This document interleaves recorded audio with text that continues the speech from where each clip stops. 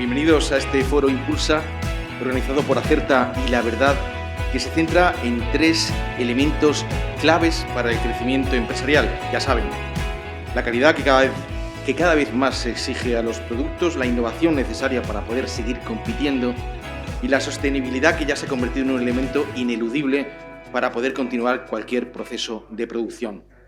De todo ello es más que consciente nuestra empresa anfitriona de este encuentro, Acerta, con su experiencia de evaluación y certificación de empresas, a las que avala en el buen desempeño de factores tan importantes como estos 3. Calidad, crecimiento sostenible, innovación, entrada en nuevos nichos y crecimiento un poquito más acelerado. Vale, pero estamos hablando de los factores que nos permiten ir adelante, crecer, pero falta la tercera pata. Y aquí es donde tenemos que hablar de la sostenibilidad. Actualmente, la sostenibilidad, digamos que se simboliza con 3 siglas o con 3 letras, que es la ASG, el concepto ASG, ESG en inglés, que significa de medio ambiente, la S de social, la parte de social, bueno, la parte de medio ambiente hace referencia a la protección del medio ambiente, la S de social hace referencia a los derechos humanos y a los derechos laborales, y la G, que es la inicial de gobernanza, que es un concepto más novedoso, un poco más difuso, y yo creo que las empresas, la dirección de las empresas, tienen que entender que tienen que habituarse a gobernar mediante el análisis de riesgos. En esa gestión de riesgos que tiene que hacer la dirección de la empresa como parte de su enfoque de la sostenibilidad, la parte de la G de gobernanza, uno de los principales es la ciberseguridad. La calidad agroalimentaria realmente son todos esos procesos y procedimientos que implantan las empresas para conseguir y garantizar el cumplimiento de una serie de requisitos que están en los protocolos de calidad. Entonces, o protocolos que generan los propios promotores y vendedores de los productos.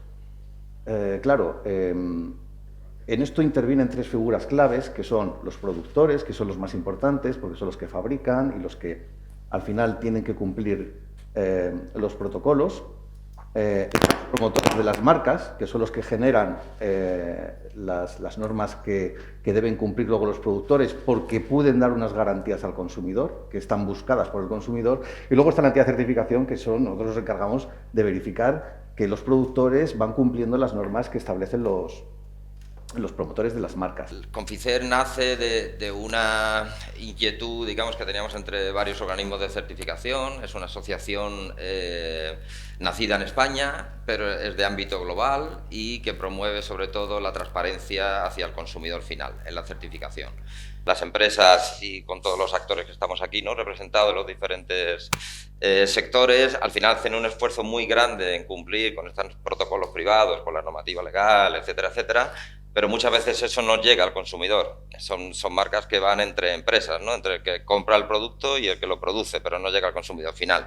Aquí queríamos dar un paso más y poner de relevancia de una manera amigable y transparente, no con lenguaje técnico, sino con un lenguaje que todo el mundo entienda, pero explicando pues qué es la norma, con qué está cumpliendo la empresa, toda esta información, cómo fue el proceso de auditoría, etcétera, de tal manera que el consumidor no tenga que hacer un acto de fe y pueda diferenciar una norma de certificación o una empresa que hace bien las cosas de aquella que pone un sello o pone un reclamo publicitario simplemente diciendo que hace algo y no hay manera de demostrarlo, ¿no? Yo soy bióloga, soy tecnóloga de alimentos, llevo 25 años trabajando en calidad, que parece que fue ayer, pero mucho tiempo. La suerte que he trabajado en grandes empresas. Una de ellas es Ciruero, otra es otra gran empresa exportadora también de la región de Murcia, y eso me da una perspectiva de ver cómo hemos evolucionado en cuanto a calidad y a protocolos también de seguridad alimentaria, y me gusta la situación que hay actual. Yo recuerdo una época muy al principio en el cual se colgaban los certificados en la pared y ahí se quedaban. Hoy día trabajamos con certificados, trabajamos con normalidad, con que vengan a hacer auditorías, con auditorías no anunciadas, con que vengan los clientes, con que nos auditen, nos visiten y que lo que, por ejemplo, en una auditoría Global Gas se ha ido un cabezal de riego, se ha visto que se cumplen con las instalaciones, con normas de seguridad, con normas fitosanitarias. Ellos mismos quieren verificarlo porque ellos también son técnicos, tienen formación agronómica o lo que sea, y vienen y tienes que llevarlos. Y entonces no puede ser una preparación como puede que anteriormente se pensara que había. Hoy día eso ya está muchísimo más que superado, sobre todo en las grandes empresas. en empresas certificadas. También España tiene un ecosistema muy robusto regulatorio dentro del sistema de alertas europea. España está dentro de los 10 países que más notifican. Esto, más notificación no significa peor nivel de seguridad alimentaria, sino todo lo contrario, significa que hay una vigilancia robusta, que hay un modelo que funciona, que es eficaz. Estamos convencidos y creemos que la posición de la industria española y en concreto la región de Murcia, sobre todo por la orientación al mercado exterior y a como decíamos en el caso de AMC Global, que cuenta y trabaja con 80 cadenas de supermercados internacionales, pues eso hace que el nivel de exigencia al que estamos acostumbrados a cumplir pues sea muy alto, y frente a otros competidores con un sistema regulatorio menor o no tan orientado a ese mercado exterior, pues sí que tenemos ventaja competitiva clara. Creo que es un reto. Creo que a nosotros nos falta el comunicar lo que hacemos día a día, porque te puedo asegurar que el día a día, en cuanto a exigencias, en lo que hacemos no en seguridad alimentaria sino en calidad, sería bueno comunicarlo. Nos falta eso, el llegar a los consumidores para poder decir, ostras, que detrás hay un trabajo real.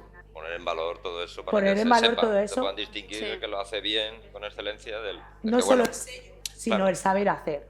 Cuando tú ves algo que es claro, que es conciso, que tiene sus ingredientes, pues al final ya tienes el cliente encima.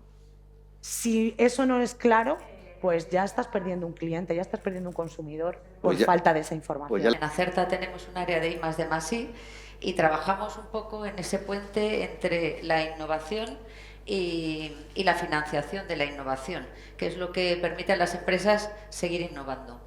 Certificamos proyectos de I+D+I, en el que se establece un calificativo tanto para acceso a ayudas, que a veces necesitas esa certificación, para deducciones fiscales por I+D+I. A través de la certificación las empresas se pueden deducir de forma vinculante ante Hacienda.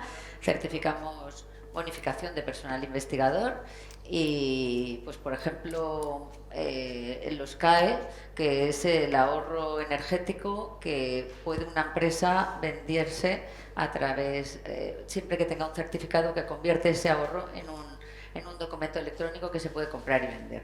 Entonces, hoy queremos dar un paso más allá y ver una visión un poco más general y dar un poco de luz a las empresas que están aquí.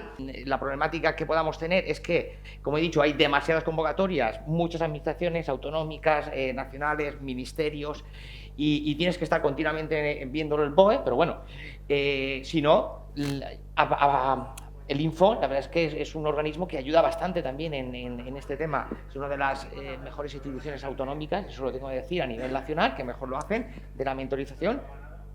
Y también hay empresas como nosotros que ayudamos en todo este proceso, pero si la empresa quiere, pues hay que ver qué convocatoria, porque lo ideal en un proyecto de I+D es solicitar una ayuda, una subvención, y eso se tiene que hacer antes de comenzar el proyecto, antes, o por lo menos en las fases previas, y a posteriori aplicarse la deducción fiscal en impuestos sobre sociedades de ese propio proyecto, y ese es el mayor retorno que se puede conseguir. Las empresas tenemos capacidad de innovar, pero muchas veces no sabemos cómo estructurarlo o no tenemos el conocimiento para verlo reflejado en una de las ayudas.